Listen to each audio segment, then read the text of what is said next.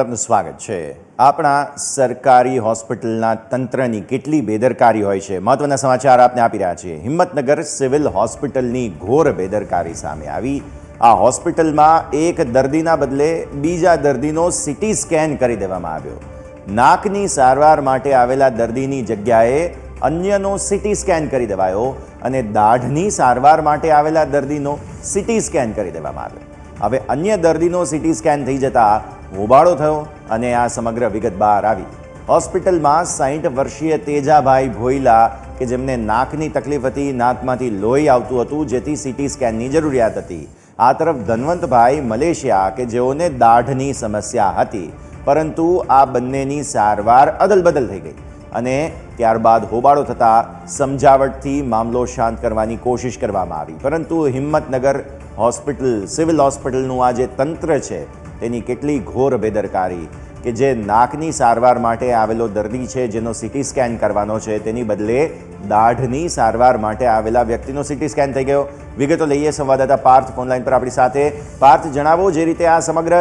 સારવાર જે આપવાની હતી તેમાં જ ઘોર બેદરકારી સામે આવી છે, વિગતો આપશો અને અત્યારે શું પરિસ્થિતિ? બિલકુલ જે પ્રમાણે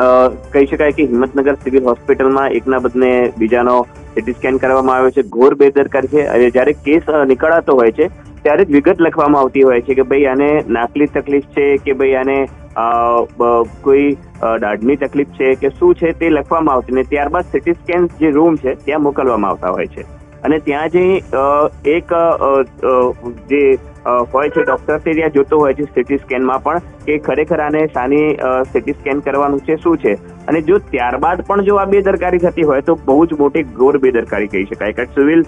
સુપ્રિન્ટેન્ડન્ટ દ્વારા તો એવું કહેવામાં આવ્યું છે કે ટેકનિકલ એરર થઈ હોવાની આ વાત કરવામાં આવી છે, પરંતુ એ વાત હજુ ગળે ઉતરતી નથી, કારણ કે જે પ્રમાણે ત્યાં જ્યારે કેસ નીકળવામાં આવતો હોય છે ત્યારે આ દરેક બાબતો લખવામાં આવતી હોય છે અને એ પણ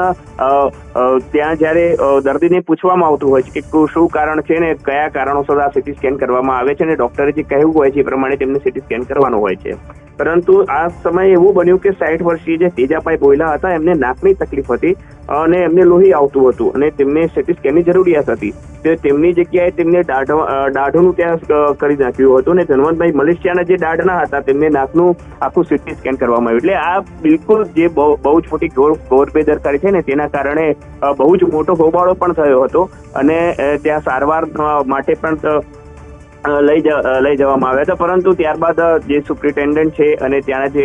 બીજા સંચાલક છે અથવા જો તંત્ર દ્વારા ત્યાં જેટલા પણ જે કર્મીઓ છે તેમના દ્વારા છેલ્લે સમજાવટ કરવામાં આવી હતી અને આજે આખો મામલો છે તેને શાંત પાડવામાં આવ્યો હતો। જી પાર્થ, આ માત્ર જે સીટી સ્કેન છે અને જે વાત છે તેટલા પૂરતું જ કે પછી સારવાર પણ એ રીતે જ કરી દેવામાં આવી હતી? સારવાર પણ શું અદલ બદલ થઈ ગઈ હતી પાર્થ? સારવારમાં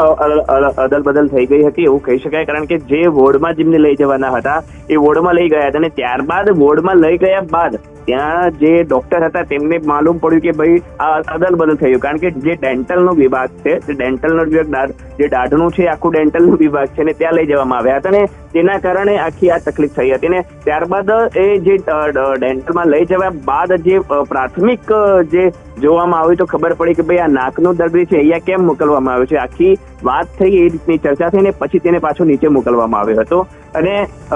ત્યારબાદ આ સારવારની અદલા બદલી થઈ હતી। બિલકુલ,